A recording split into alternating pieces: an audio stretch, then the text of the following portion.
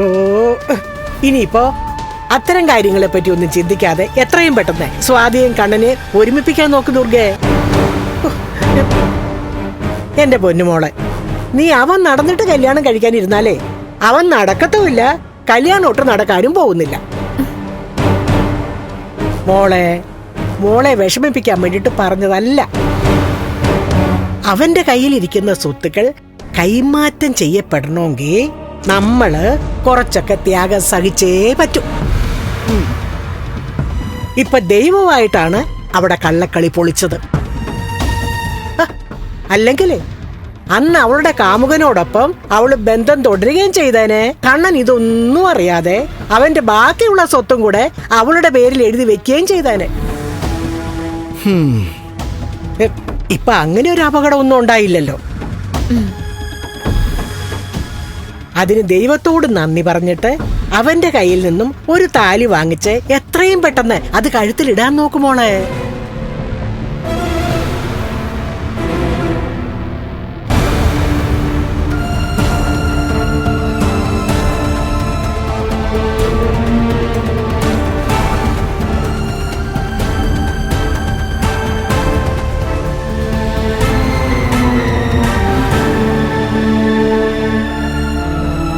കണ്ണാ മോനെ വാ.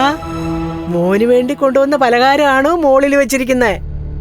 അതിനകത്ത് ആരും തുടരുമെന്ന് ഞാൻ പറഞ്ഞിട്ടുണ്ട്. മോളെ, ഇതിന്ന് കുറച്ചെടുത്ത് മോന് എടുക്ക്. മോനൊന്ന് ടേസ്റ്റ് ചെയ്യട്ടെ. കണ്ണേട്ടാ വാ.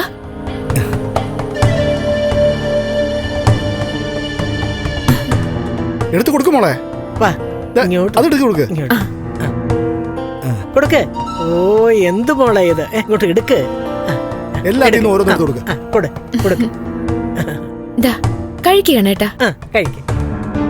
മോനെ, ഇത് പുറത്തുനിന്ന് വാങ്ങിയതൊന്നുമല്ല. കണ്ണൻ മോന് തരാൻ വേണ്ടി അമ്മയുടെ കൈ കൊണ്ട് തന്നെ ഉണ്ടാക്കിയതാ.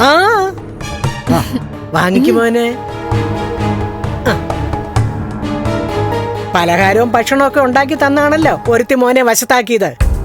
അവള് തന്ന പലഹാരത്തിലേ മോനെ സ്നേഹം തന്നു കൊല്ലാനായിട്ട് അവൾ എന്തെങ്കിലുമൊക്കെ കലർത്തിട്ടുണ്ടാകും, ഉറപ്പാ. അത് ശരിയാ. അവളുടെ അമ്മ തന്നെ ആയിരിക്കും അതിന് വേണ്ട പൊടിക്കൈകളൊക്കെ പ്രയോഗിച്ചത്. ഞാൻ ഈ കഴിക്കുന്ന പലഹാരത്തില് എന്നെ മഹിയും തമ്മിൽ തെറ്റിക്കാൻ എന്തെങ്കിലും കലർത്തിയിട്ടുണ്ടാവുമോ? സംശയിച്ചു നിൽക്കാതെ എല്ലാം എടുത്ത് കഴിക്കും മക്കളെ. ഞാൻ പലഹാരം അധികം കഴിക്കാറില്ല. ആണോ? അത് ശരിയാ. എങ്കിലും സ്നേഹത്തോടെ അമ്മ ഉണ്ടാക്കിക്കൊണ്ട് തന്നതല്ലേ. അപ്പോ അമ്മയെ നിരാശയാക്കുന്നത് ശരിയല്ലല്ലോടാ മോനെ.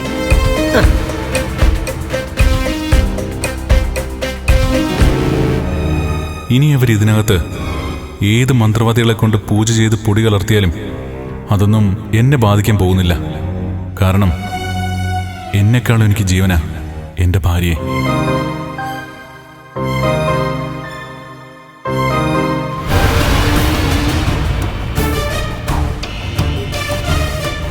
കഴിക്ക്. എങ്ങനെയുണ്ട്? കൊള്ളാം. ഇത്ര നല്ല ടേസ്റ്റോടെ ഇതിനു മുമ്പ് കഴിച്ചിട്ടില്ല. കഴിച്ചോ? ഉണ്ണിയപ്പെടുത്ത് കഴിക്കേ.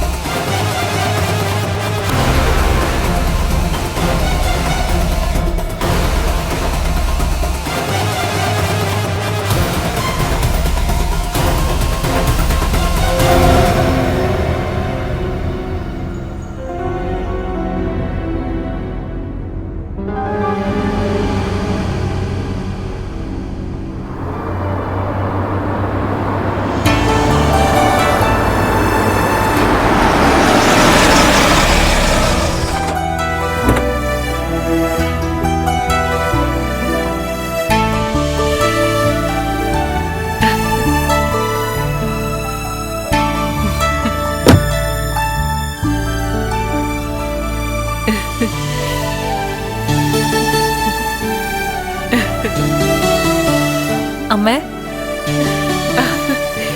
മോളെ, ഇങ്ങനെയൊക്കെയല്ലേ എനിക്കിപ്പോ ഇങ്ങോട്ടേക്ക് വരാൻ പറ്റുള്ളൂ. സന്തോഷത്തോടെയാ രണ്ടും കണ്ണനെ കാണാൻ പോയേക്കുന്നെ. അതുകൊണ്ട് ഇനി ആഹാരമൊക്കെ കഴിച്ചിട്ടേ വരത്തുള്ളൂ. മോൾ ഇങ്ങോട്ട് വരുമെന്ന് പറഞ്ഞതുകൊണ്ട് ഞാൻ പെട്ടെന്ന് എല്ലാം തയ്യാറാക്കി വെച്ചിട്ടുണ്ട്. മോൾക്ക് പ്രത്യേകിച്ച് എന്തെങ്കിലും കഴിക്കാൻ തോന്നുന്നുണ്ടോ? എന്റെ അമ്മേ, ഒരു സമയം ആഹാരം കഴിക്കാതെ വെറുതെ ഇരിക്കാൻ ലേഖ എന്നെ സമ്മതിക്കത്തില്ല. അമ്മയ്ക്ക് പോലും എന്നെ ഇങ്ങനെ നോക്കാൻ പറ്റില്ല. അവര് രണ്ടാളും എന്റെ കുഞ്ഞിന് വേണ്ടി കാത്തിരിക്കുക. കണ്ണനെടുത്തില്ല, ഞാനും. ആ സമയത്ത് അങ്ങനെ രണ്ടുപേരെ കിട്ടിയത് എന്തുകൊണ്ട് നല്ലതാ മോളെ. ഇടയ്ക്ക് ഞാൻ കരുതും അങ്ങോട്ട് വരണോന്ന്. പക്ഷേ അത് അനന്തുവിന്റെ വീടായതുകൊണ്ടാ മോളെ വരാത്തത്. അയ്യോ, അങ്ങനൊന്നും കരുതണ്ടമ്മേ. അത് അമ്മയുടെ സ്വന്തം വീടായിട്ട് തന്നെ അമ്മയ്ക്ക് കരുതാം. ഇടയ്ക്കിടയ്ക്ക് ലേഖ അനന്തവേട്ടനൊക്കെ ചോദിക്കുന്നുണ്ട് എന്താ അമ്മ ഇങ്ങോട്ട് വരാത്തേന്ന്. ആ, ഞാൻ വരാം മോളെ. ഇടയ്ക്ക് 1-2 ദിവസം നിക്കണമെങ്കിൽ നിക്കുകയും ചെയ്യാമേ. അതൊന്നും വേണ്ട. പ്രസവം അടുപ്പിച്ച് ഞാൻ അങ്ങോട്ട് വരാം മോളെ. അവരെ കൂടുതൽ ബുദ്ധിമുട്ടിക്കുന്നത് ശരിയല്ലല്ലോ. അതാണ് അമ്മയുടെ കുഴപ്പം. അവിടെ വന്ന് കുറച്ചു ദിവസം നിന്ന് കഴിഞ്ഞാലേ രണ്ടാളും അമ്മയുടെ മക്കളാണെന്നേ അമ്മയ്ക്ക് തോന്നും. സത്യം പറയാലോ, കണ്ണേട്ടനെ പിരിഞ്ഞു കഴിഞ്ഞപ്പോ എനിക്ക് വലിയ സങ്കടമായിരുന്നു. പക്ഷെ ഇപ്പൊ കണ്ണേട്ടൻ അനുഭവിക്കുന്ന ഒറ്റപ്പെടലും വേദനയും പോലും എനിക്കുണ്ടാവുന്നില്ല. അതിന് കാരണം ലേഖ അനന്തവേട്ടനും തന്നെയാ. ഞാൻ അവിടെ നിൽക്കുന്നത് ഒരർത്ഥത്തിൽ സമാധാനാ കണ്ണേട്ടന്. ആ, മോൾക്ക് കുമ്പിളപ്പം വലിയ ഇഷ്ടാണല്ലോ. ആ, എനിക്ക് മാത്രല്ല, ലേഖയ്ക്കും അത് ഭയങ്കര ഇഷ്ടാ. പ്രത്യേകിച്ച് അമ്മയത് വെറുതെ മാവ് ഒഴിച്ചല്ലല്ലോ ഉണ്ടാക്കുന്നേ. അതിനകത്ത് ചേരുവകൾ ഒരുപാട് ചേർക്കില്ലേ. നാളെ ഞാനത് ഉണ്ടാക്കിക്കൊണ്ട് വരാം. ആ, ഇന്ന് ഉച്ചഭക്ഷണത്തിനൊപ്പം കുറച്ച് സ്പെഷ്യൽ കറികളൊക്കെ അമ്മ ഉണ്ടാക്കി വെച്ചിട്ടുണ്ട്. ഭക്ഷണം കഴിച്ച ശേഷം കുറച്ച് അവർക്കും കൂടെ കൊണ്ടുപോയിക്കോ മോളെ. ശരി അമ്മ. ആ, എന്നാ പിന്നെ മോള് വാ.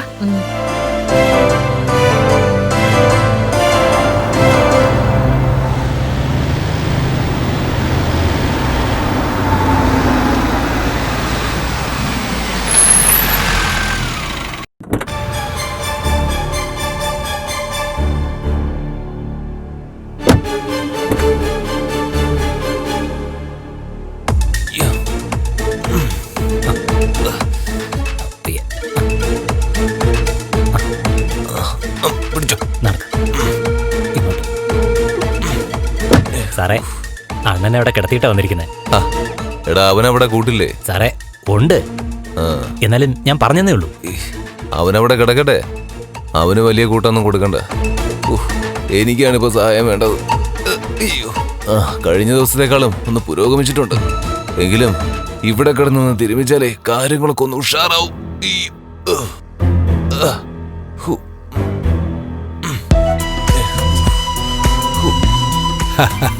മാർക്കോ ശരിക്കെടുത്തിട്ട് മരിച്ചതാ. അതിന്റെ കേട് തീർക്കാൻ വരുമായിരിക്കും. ആ, വരട്ടെ വരട്ടെ.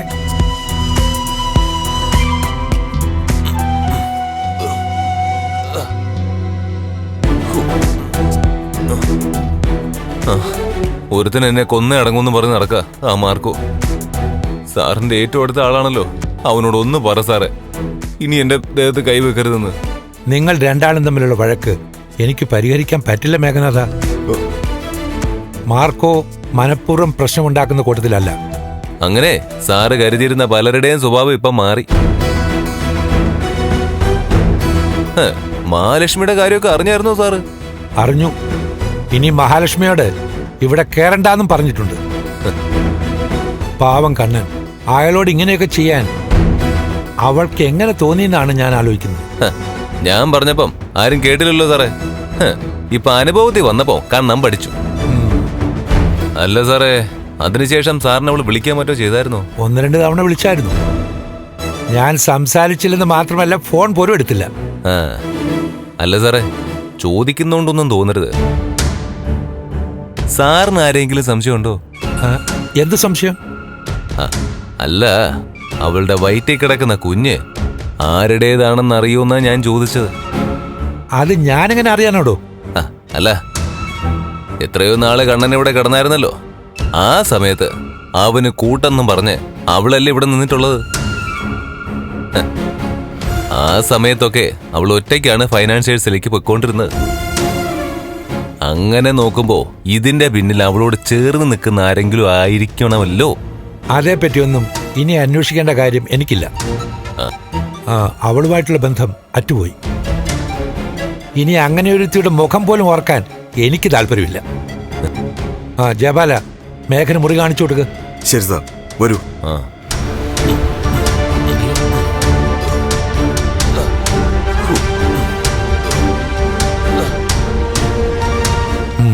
കണ്ണനും മഹാലക്ഷ്മിയും നല്ലൊരു നാടകം കളിക്കുമ്പോ ഞാനും ഒട്ടും പിന്നിലാവാൻ പാടില്ലല്ലോ.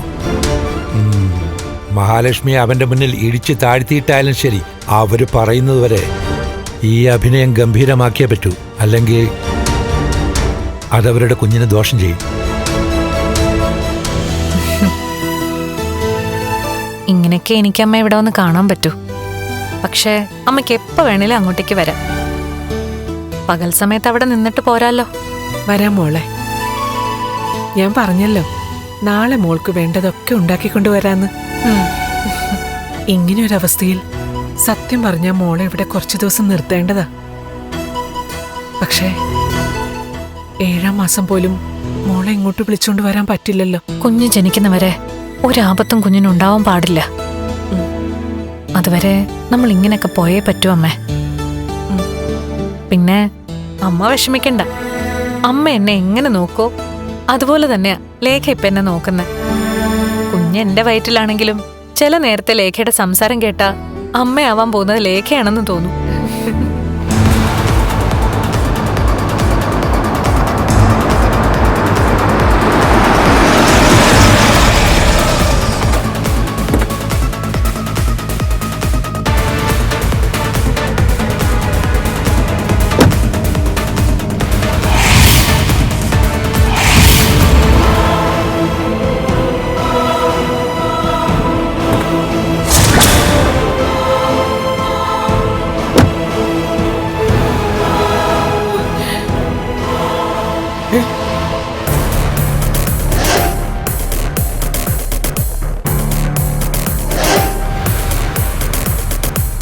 പ്രതാപ, നോക്കമ്മേ, നമ്മൾ ഇവിടുന്ന് മാറിയ ഉടനെ അവൾ അവളുടെ മോളെ വിളിച്ചു വരുത്തും.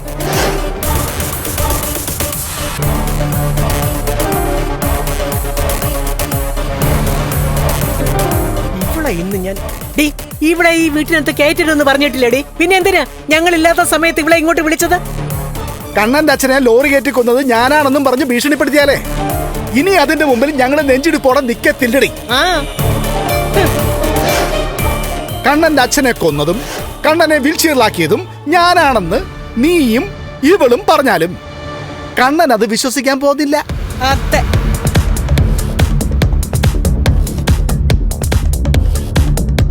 അതുകൊണ്ട് നടന്ന കാര്യങ്ങൾ നീ എന്നോട് പറഞ്ഞതുപോലെ കണ്ണനോടും പോയി പറ. ഈ ലോകത്തുള്ള എല്ലാവരോടും പോയി പറ. പക്ഷേ അതൊക്കെ വഴിതെറ്റി നടക്കുന്ന ഒരുത്തിടെ വെറും വാക്കായിട്ട് എല്ലാരും കരുതൂ. ഞങ്ങൾ ഇവിടെ ഇല്ലാത്ത സമയത്ത് നീ ഇങ്ങോട്ട് കയറി വന്നാലേ അതിന്റെ പേരിൽ തല്ലി കൊള്ളേണ്ടി വരുന്നത് ഇതൊക്കെ ആയിരിക്കും.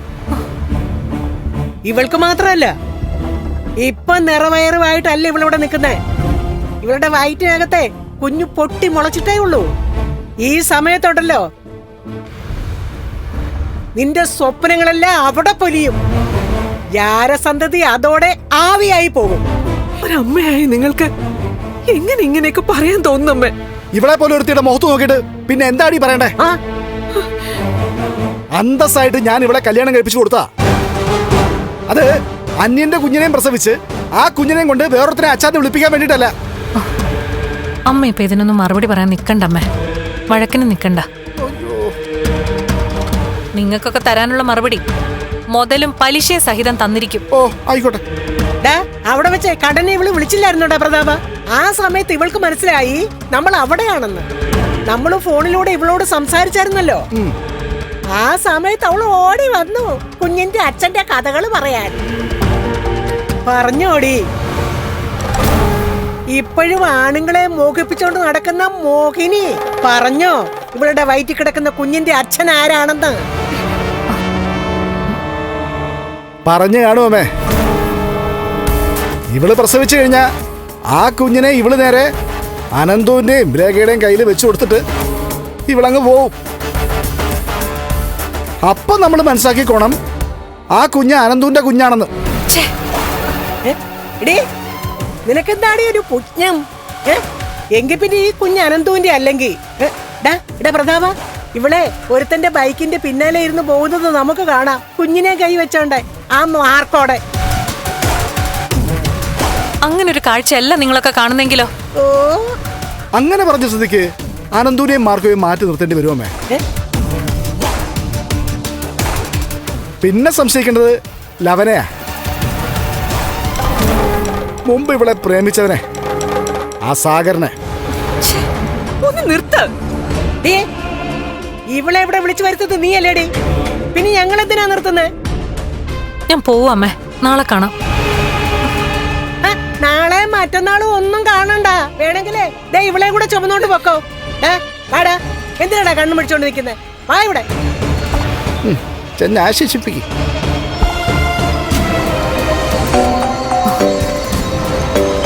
അയ്യോ, കണ്ണേട്ടനാണല്ലോ.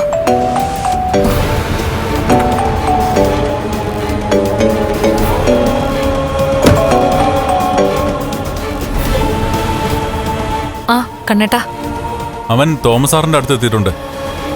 മേഘൻ, ഞാനങ്ങോട്ട് പുറപ്പെടുക. താൻ അവിടെ വരുവാണെങ്കിൽ നമുക്ക് അവിടെ വെച്ച് കാണാം. അത് അപകടമാവോ കണ്ണേട്ടാ? ഹേയ്, ഒരപകടവും ഇല്ല. തോമസ് സാറിന് കാര്യങ്ങളൊക്കെ അറിയാലോ. പിന്നെ മേഘൻ അവശതയോടെ ഒരു മുറിക്കകത്ത് കിടക്കുക. ശരി കണ്ണേട്ടാ. ആയിക്കോട്ടെ.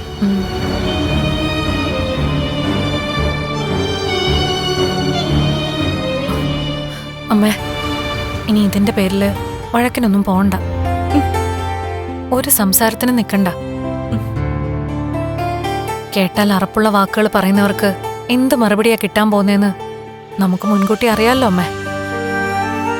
എന്നെങ്കിലും ഒരു ദിവസം കണ്ണേട്ടനോടൊപ്പം ഞാൻ എൻ്റെ കുഞ്ഞുമായിട്ട് വരും. അന്ന് എല്ലാവരുടെയും നാവിറങ്ങിപ്പോവും. ശരി അമ്മേ. ശരി മോളെ.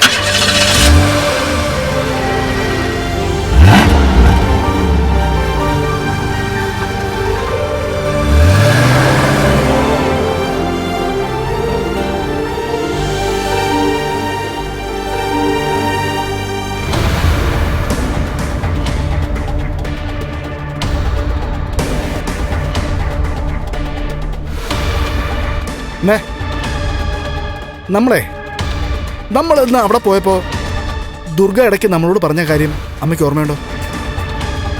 ഇടയ്ക്കിടയ്ക്ക് മോഹിനി പലഹാരമായിട്ട് പോവും മോക്ക് കൊടുക്കാൻ.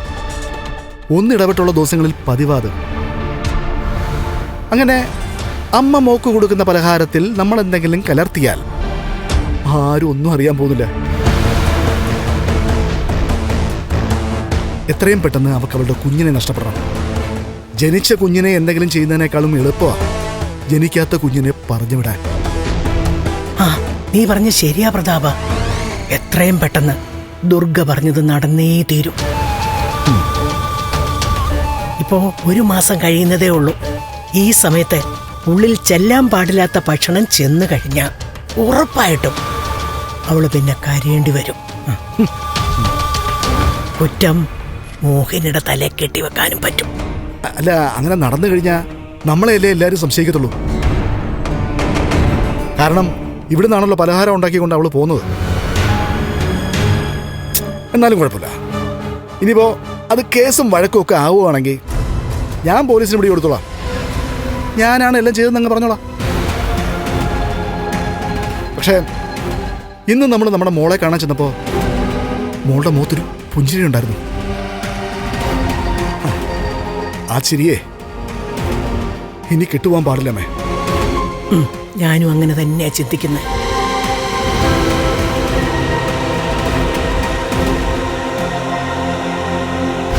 പക്ഷേ ഓരോ കാര്യങ്ങളും സൂക്ഷിച്ചു വേണം ചെയ്യാൻ. നമ്മൾ കണ്ണനെയും മഹാലക്ഷ്മിയും പലതവണ വേർപിരിക്കാൻ നോക്കിയതാ, അതൊന്നും നടന്നിട്ടില്ല. അവസാനം ദൈവമായിട്ട് തന്നെയാ അവരെ ഭിന്നിപ്പിച്ചത്. അവരിങ്ങനെ രണ്ടായിട്ട് നിൽക്കുന്നത് കൊണ്ട് കുഞ്ഞു പോകുന്നതിൽ കണ്ണന് സന്തോഷമായിരിക്കും. അതുകൊണ്ട് അവൻ കേസിനും വഴക്കിനും ഒന്നും പോകത്തില്ല. അങ്ങനെ ഒരു സംഭവം ഉണ്ടായാൽ അതിലവൻ സന്തോഷിക്കത്തേ ഉള്ളൂ. പിന്നെ അവനൊരു വക്കീലല്ലേടാ. കോടതിയിലെ അവനവന്റെ കഴിവ് തെളിയിച്ചിട്ടുള്ളതാണല്ലോ. ഈ കേസും വഴക്കും ഒക്കെ ആകുവാണെങ്കിലേ നമുക്കൊപ്പം അവൻ നിൽക്കും. ആദ്യം കുഞ്ഞ്, പിന്നെ മഹാലക്ഷ്മി, രണ്ടും നമ്മുടെ മോൾക്ക് തടസ്സമാണ്. അതുകൊണ്ട് നമ്മൾ ചെയ്യാനുള്ളത് ഉടനെ ചെയ്തേ പറ്റൂ. ഞാൻ പോയിട്ട് പലഹാരത്തിൽ കലർത്താനുള്ള പൊടിയായിട്ട് വരാം. എന്തൊക്കെ പറഞ്ഞാലും അതിനും ഫലമുണ്ടെന്ന് നമുക്ക് മനസ്സിലായതാണല്ലോ. നമ്മുടെ മോളുടെ കുഞ്ഞ് ആ പൊടിയുടെ ശക്തിയിലല്ലേ ഇല്ലാതായത്. അവള് അവിടെ അമ്മയുണ്ടാക്കി കൊടുത്ത പലഹാരം ആസ്വദിച്ച് രുചിയോടെ കഴിച്ചിട്ട് പിന്നെ അവള് കിടന്ന് പൊളയട്ടെ. അതിനുശേഷം വാവിട്ട് നിലവിളിക്കട്ടെ.